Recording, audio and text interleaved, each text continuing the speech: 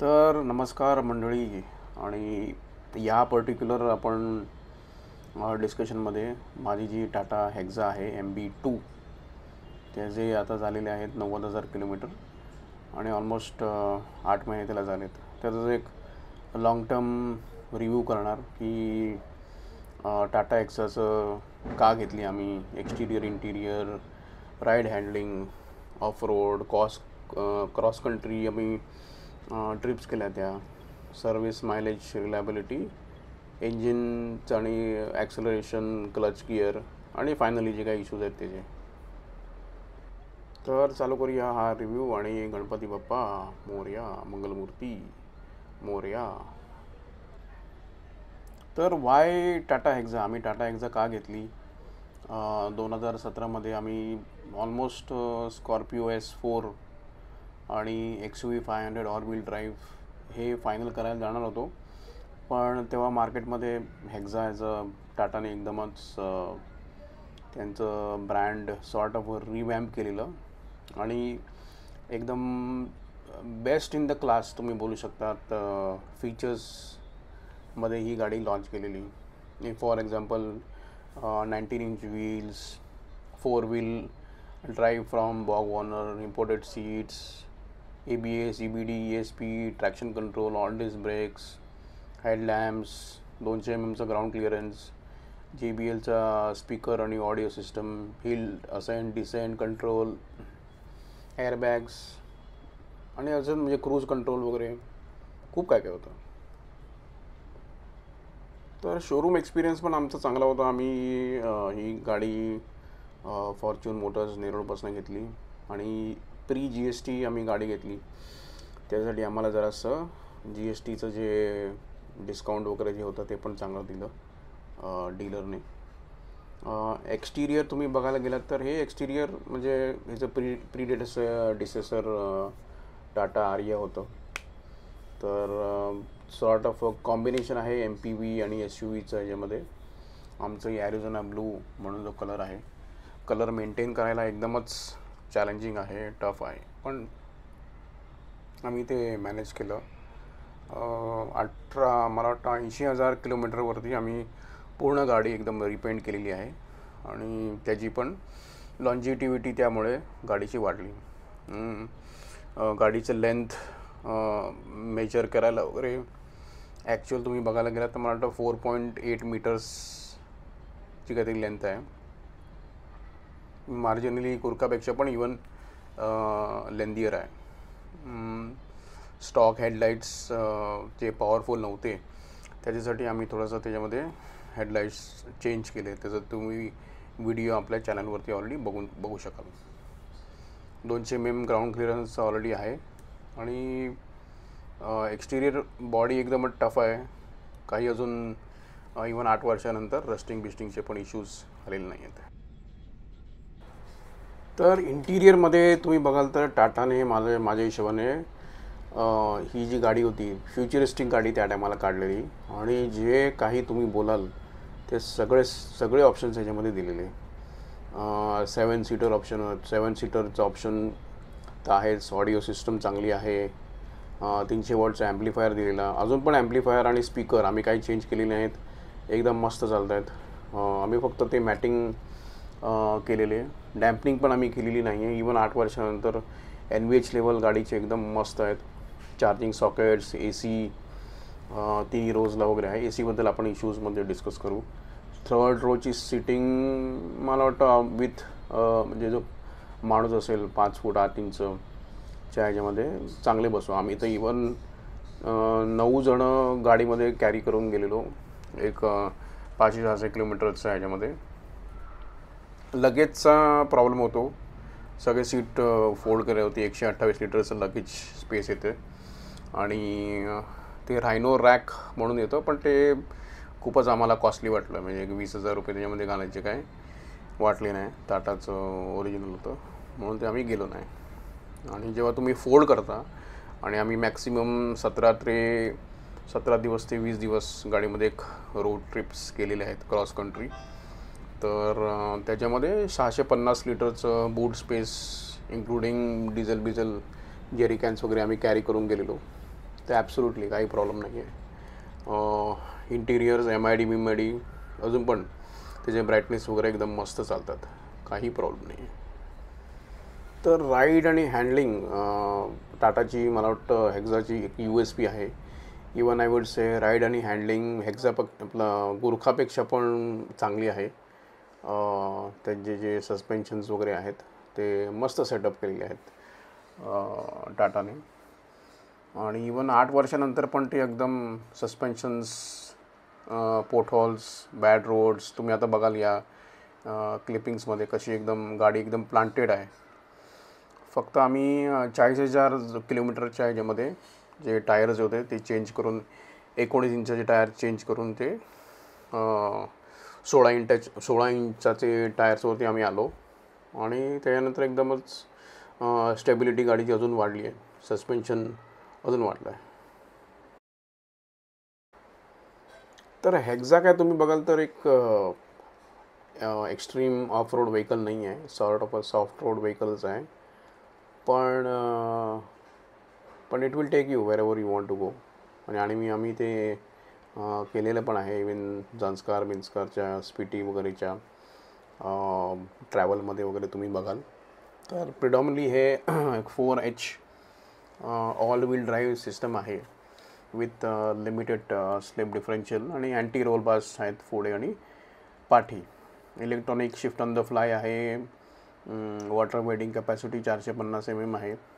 आणि आम्ही ती वॉटर वेडिंग कॅपॅसिटी मिनिमम 3 वेळा तरी टेस्ट केलेली आहे. एकदा गावी जेव्हा खूप पाऊस आलेला तेव्हा, आणि 2 वेळा मुंबईमध्ये. आणि एक तर ऐरोलीमध्ये एवढी भयानक होतं की आम्ही समजा ते केलं नसतं तर आम्ही मिनिमम त्या नवी मुंबईच्या फ्लड्समध्ये स्टँडर्ड झाले असतो. तर ते प्रॉपरली गेली, त्याच्यामध्ये काही गाडी थांबली वगैरे नाही आहे. अप्रोच आणि डिपार्चर अँगल्स गाडीची लेंथ असल्यामुळे ठीकठाक आहेत.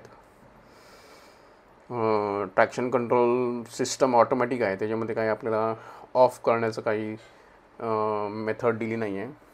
पण चांगलं चालतं ते, व्हील्सला वगैरे स्पिनला वगैरे चांगलं कंट्रोल करतं. तर off road capability I would say okayish आहे. तर ही आमची sort of daily driver car असल्यामुळे, SUV असल्यामुळे आम्ही खूपच सिटीमध्ये किंवा ह्याच्यामध्ये क्रॉस कंट्री गावी जायला वगैरे ही वापरली आहे. आणि तुम्ही बोलू शकता एक 60% क्रॉस कंट्री ड्राईव्ह, 40% सिटीमध्ये वगैरे आम्ही वापरली आहे. तर ऑरल्स मला वाटतं त्याच्याहून कमी पण असेल सिटीमध्ये. आणि 700-800च्या एवढे आम्ही ट्रिप्स केले आहेत की नंतर आम्ही त्याला सॉर्ट ऑफ रिकलेक्ट करायला पण आम्ही विसरून गेलो, एवढं आम्ही केले आहेत. मेजॉरिटी आम्ही ट्रिप्स केल्या आहेत त्या आहेत 2 वेळा लडाख, एकदा झंस्कार, स्पिटी, नंतर सचपास, साऊथ इंडियाची 2 वेळा केली आहे.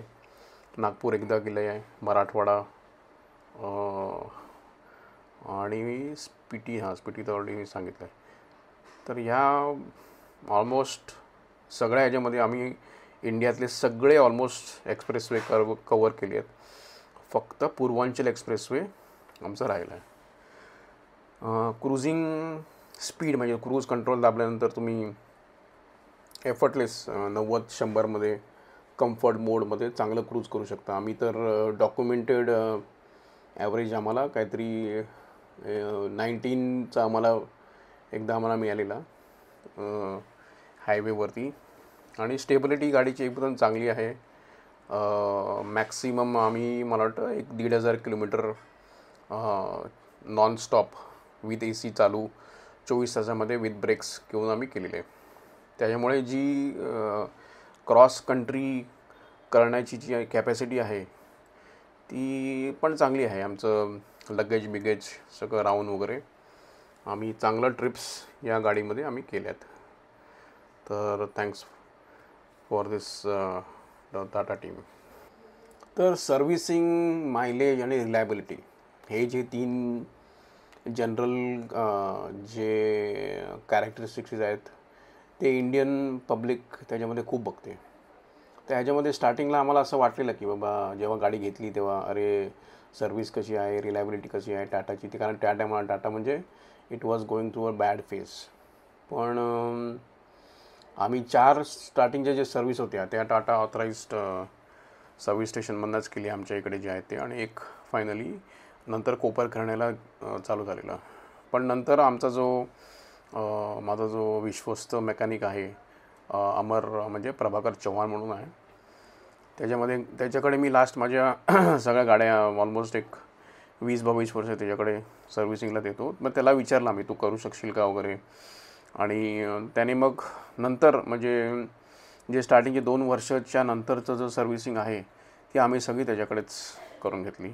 आणि मी एक एक्सेल शीट प्रिपेअर केलेली आहे, त्याच्यामध्ये कॉस्ट काय रिपेअर केलं, नेक्स्ट ड्यू कसं आहे वगैरे, ते आम्ही तसं मॅन्युअली मेंटेन करत राहिलो. आणि मायनर काही इकडे डेंटिंग पेंटिंग वगैरे काही करायची असेल तर मी इकडे नवी मुंबईमध्येच आमचा एक कमलेश पेंटर म्हणून आहे, आम्ही त्याच्याकडे आणि करायचो. आणि रजनीश शर्मा म्हणून एक इलेक्ट्रिशियन आहे, तो हेल्प करायचा. तर ऑन ॲन जनरल 10,000 किलोमीटरसाठी मला 14,000 ते 16,000 रुपयाचं एक सर्व्हिस कॉस्ट येते. त्याच्यामध्ये ते सगळं ऑइल बिल, फिल्टर जे आहेत ते सगळे चेंज होतात. पार्ट्स थोडेसे एक्सपेन्सिव्ह आहेत आणि म्हणजे डिफिकल्ट आहेत मिळायला, पण मिळत नाही असं नाही आहे. आणि आमचा अमर तो एकदमच मॅनेज करायला तो एकदम सही आहे. आणि हां म्हणजे मायलेज मी आधीच सांगितलेलं एक कम्फर्ट झोनवरती वगैरे आपण जर असं कॉम्प्रोमाइज केली पिकअप आणि ह्याच्यामध्ये वगैरे, कम्फर्ट झोन सिटीमध्ये 10 ते 12 एक्स्ट्रीमली चांगलं चालवतं तर आम्हाला 19पर्यंत मिळालेली आहे. रफ रोड मोड जो ऑफ रोड मोड आहे त्याच्यामध्ये 8पर्यंत मायलेज मिळते. आणि जेव्हा मी बघतो म्हणजे त्या टायमाला लुक बॅक करतो की आमचा डिसिजन चांगला होता का रिलायबिलिटीच्या बाबतीमध्ये ओव्हर म्हणजे स्कॉर्पिओ आणि XUV, तर आय कॅन से नाव म्हणजे एकदमच डिपेंडेबल XUV आहे, म्हणजे SUV आहे आणि स्टील एकदम मस्त रॉकिंग करते. तर इंजिन पॉवर, ड्रायव्हिंग, टॉर्क या बाबतीमध्ये पण एकदमच चांगली आहे. वेल रिफाईंड इंजिन आहे त्यांचं. टाटाचं वॅरिकोर इंजिनच आहे, याच्यामध्ये व्हेरिएबल जिओमेट्रीचा टर्बो चार्जर आहे. टर्बो चार्जर पण चांगला आहे, म्हणजे लिसन करायला वगैरे चांगलं आहे. पण गुरखाचा टर्बो चार्जरचं जे किक इन आहे त्याप्रमाणे एवढं नाही आहे, पण चांगलं आहे, म्हणजे ओव्हरऑल चांगली आहे. इंजिन मोबिलायझर वगैरे आहे याच्यामध्ये. ओव्हरऑल वेट आहे जे गाडीचं विथ 4x4चं जे गिअरचं ॲडिशनल आहे त्याचं 2 टन आहे. तर ह्याचे ॲडव्हान्टेजेस आहेत, डिसॲडव्हान्टेजेस आहेत. आणि ड्रायव्हिंगमध्ये क्रुझिंग कॅपेबिलिटीज गाडीचे एकदम मस्त आहे. क्रूज कंट्रोल तर एकदमच मक्खन चालते. थोडासा टर्बो लॅग आहे, पण एकदा का गाडीचं 1700 का 1800 RPM क्रॉस केल्यानंतर जो टर्बो किक इन होतो ते तर एकदमच चांगली फिलिंग येते. इंजिन मला असं वाटतं की आता एक सेटल डाऊन झालेलं आहे. आणि आम्ही रेग्युलरली एक 50,000 60,000मध्ये मला वाटतं एक इंजिन फ्लश केलेलं, आणि आता 1,00,000 किलोमीटरनंतर परत करू. क्लच अजून पण चांगला आहे, क्लच लाईट आहे, क्लचमध्ये काही प्रॉब्लेम पण आला नाही आहे, क्लचमध्ये ब्रेकडाऊन पण आला नाही आहे. तर त्या बाबतीमध्ये एकदमच मस्त आहे. नंतर तुमचा गिअरबॉक्समध्ये मी इशूमध्ये एक सांगेन, एक इशू आम्हाला आलेला. पण ओव्हरऑल गिअरचे जे रेशोज आहेत टिल 6th गिअर ते पण ठीक आहे, म्हणजे ओके ओव्हरऑल बॅलन्स आहे. ब्रेकिंग तर चांगलीच आहे, कारण का सगळे त्याच्यामध्ये डिस्क ब्रेक येतात, ABS आहे, EBD आहे, ESP आहे. आणि इको मोडमध्ये म्हणजे त्याच्यामध्ये 4 मोड्स आहेत, ऑटो, इको डायनामिक आणखीन 4x4 म्हणजे तो रफ रोड मोड. तो डायनामिक एवढा एकदम फन टू ड्राईव्ह आहे की तुम्हाला ओव्हरटेक काय करायची असेल ॲट द थोडंसं ॲव्हरेजचं आपण हे करू शकतो, म्हणजे काय म्हणतात त्याला ते कॉम्प्रोमाइज. तर तो एवढा मस्त आहे डायनामिक मोड की बापरे, म्हणजे त्याची लत लागेल. तर असं आहे. तर फायनली तुम्ही बघाल तर इश्यूज आम्हाला या 8 वर्षामध्ये किंवा 90,000 1 लाख किलोमीटरमध्ये किती इश्यूज आलेत. तर मेजॉरिटी मी सांगेन 4 आहेत. एक तर आहे ए सीने आम्हाला एकदम परेशान करून टाकलं आहे की ए सी म्हणजे खूपच ए सीने परेशान केलं आहे. तर गाडीचा वीक पॉईंट ए सी आहे. मल्टिपलला टाइम्सला ए सी तुम्ही 1-2-3 व्लॉग्समध्ये माझ्या बघितलं पण असेल. काम करायचं बंद झालं, कूलिंग स्टॉप झाली, कूलिंग होत नाही. पण ते इव्हेंच्युअली रिपेअर झालेत. पण रिलायबिलिटी ए सीची थोडीशी या गाडीचा वीक पॉईंट होती. नंतर आहे वायपरचं जी मेकॅनिझम आहे, जी बटरफ्लाय मेकॅनिझम आहे, त्याचे पार्ट्स खूप एक्सपेन्सिव्ह आहेत. तर मिनिमम 3 ते 4 वेळा तो वायपरचं माझं ते आर्म्स जे आहेत आणि मोटर ते खराब जाऊन रिप्लेस करायला जे कॉस्ट लागते ही खूप होती. मग आम्ही नंतर थोडंसं अमरने जुगाडू सोल्युशन करून ते रिपेअर केलेत. टायर्स मी ऑलरेडी सांगितलेले 19 इंच टायर्स. तर स्टेबिलिटी आणखीन ते नंतर मेंटेनिंग पीस म्हणजे अपकीपिंग वगैरे, इवन कॉस्ट खूप महाग होती. आणि ब्लू कलर मेंटेन करायला कलर एक चॅलेंज आहेच.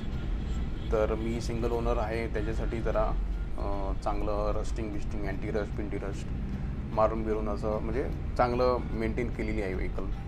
पण व्हाईट कलरच्या प्रमाणे ब्लू कलर मेंटेन करायला खूप एक्सपेन्सिव्ह आहे. आणि फायनली ऑफ रोड पर्स्पेक्टिव्हने आम्हाला जे गाडीचे जे डिझाईन आहे त्याच्यामध्ये रिअर हुक आहे. तर तेव्हा तुम्ही रिअर हुकचा जो प्रॉब्लेम काय म्हणजे गाडी कधी टच होत नाही पाठच्या साईडला, पण रिअर हुक जो आहे तो थोडासा खालच्या साईडला आल्यावरती दिसतो तुम्हाला. तर त्याच्यामुळे काय होतं की ती जी जेव्हा गाडी कोणत्या खड्ड्यातनं वरती वगैरे जाते तेव्हा तो रिअर हुक नेहमी आपटतो. तर हे मे बी एक डिझाईन फ्लॉ तुम्ही बोलू शकाल. पण बाकीच्या कंडिशनमध्ये टाटा हेक्झा मला वाटतं एक फाईन एक्सलंट गाडी होती. आता पब्लिक त्याचे म्हणजे बघतायत की का हे केली वगैरे, टाटाने डिस्कंटिन्यू केली. त्यांच्या काही रोड मॅप्समध्ये लॅडर ऑन फ्रेम त्यांचं मे बी नसेल. पण एक एक्सलंट गाडी आहे.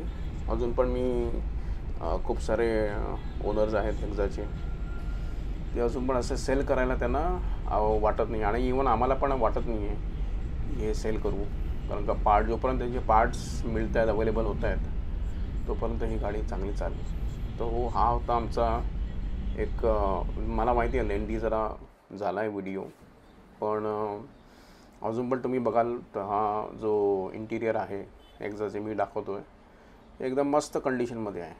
काहीच त्याच्यामध्ये वेअर अँड टिअर आली आहे, पण एवढी पण नाही आहे की तुम्ही बाकीच्या याच्यामध्ये कंडिशन्समध्ये बघाल तर